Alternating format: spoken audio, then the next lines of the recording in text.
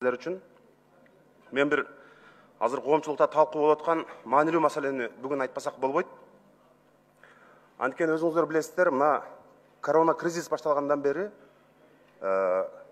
бүт ушул кыргыз өкмөтү, кыргыз бийликтери баарыбыз карайлап, азыр каражат таппай, бүт эл аралык каржы институттарынан акча сурап, эптеп бюджетти жабуу аракетин өкмөт көрүп жатат. Азыр Кыргызстанда 2 үй бүлө бир нанды бөлүшүп жеп отурган учур. Ошол эле убакта бизде азыр коррупцияга каршы күрөштү мындай башкы ураан катары колдонуп жүрөбүз. Мен бир маселеге көңүлүңүздөрдү бургум келет. Ошондой эле күч органдарына, президенттин, өкмөттүн өкүлдөрүнө, фракция жетекчилерине дагы көңүлүм бургум келет. Мындан бир аз убакыт мурун мамлекеттик байланыш агенттигинин мурдагы жетекчиси Черногуб ага камалды. Коррупциялык ири ишке шектелип. Андан кийин биздеги маалымат боюнча улуттук коопсуздук кызматынын дагы бир башкармалыктын жетекчиси камалды, начальник управление. Ал менен кошо дагы бир кызматкери камалды. Өкмөттүн аппаратынан дагы ушул күндөрү ушул маселе боюнча сурак берип атышат. Бул жерде абдан ири сумма жөнүндө сөз болуп атат. Ошондуктан премьер-министр Мухаммедкалый Абылгазиев өзүнүн бул ишке катыштыгы жок экенин сөзсүз далилдеш керек. Бул премьер-министрге чоң жардам болот.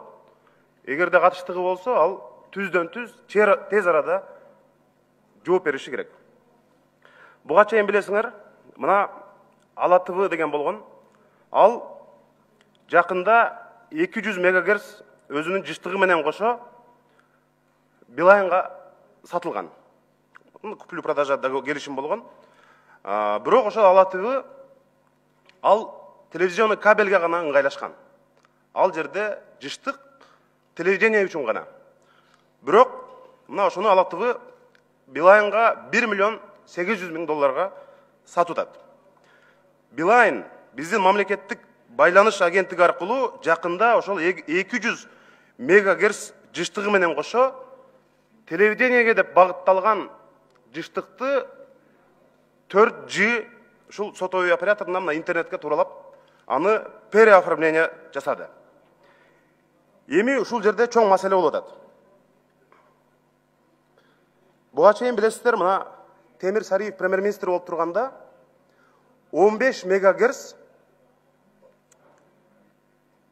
1 миллиард 500 миң сомго сатылган. Долларга айлантканда бир 25 миллион долларга сатылган. Аукцион менен, конкурс менен.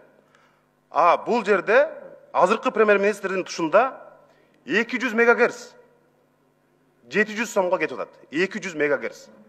15 мегагерц 25 миллион долларга сатылып атат. 200 мегагерц бекер кетип атат.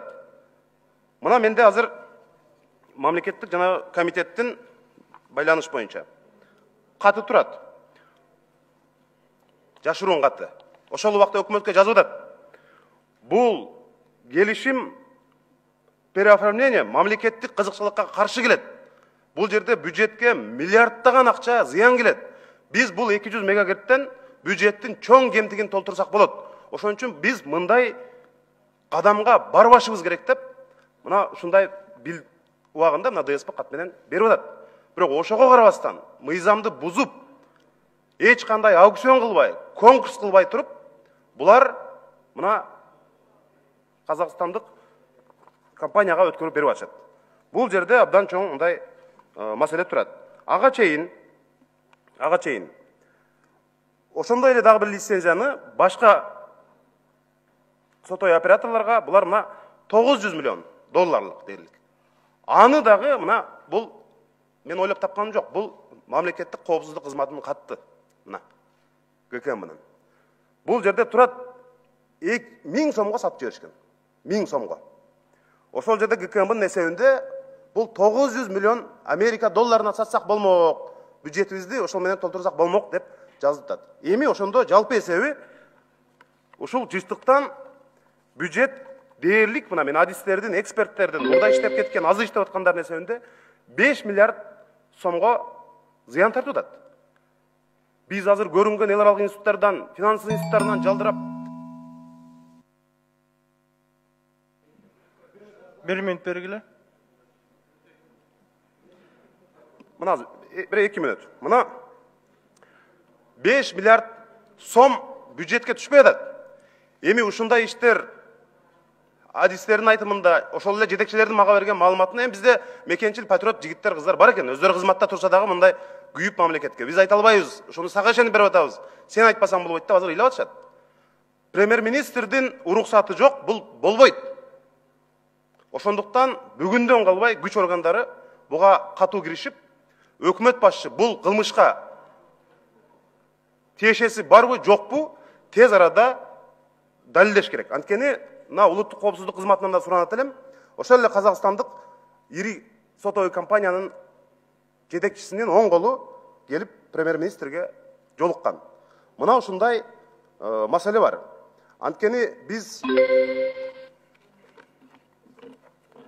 мен айтат элем, урматтуу депутаттар, урматтуу күч органдары, тилекке каршы убактын бүтүп баратат. Мына бул Дастан Рысбекович, 30 секунд. мына буга чейин биз билесиңер, алтынды саткан учур болду, жерди саткан учур болду, кенди саткан учур болду. Бирок азыр биздин мына биз дем алып аткан абаны сатып акча жасагандар азыркы өкмөттүн тушунда пайда болду.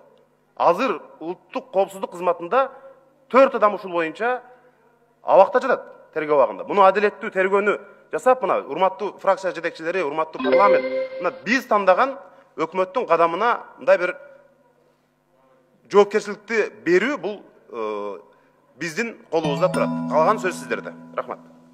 Рахмат.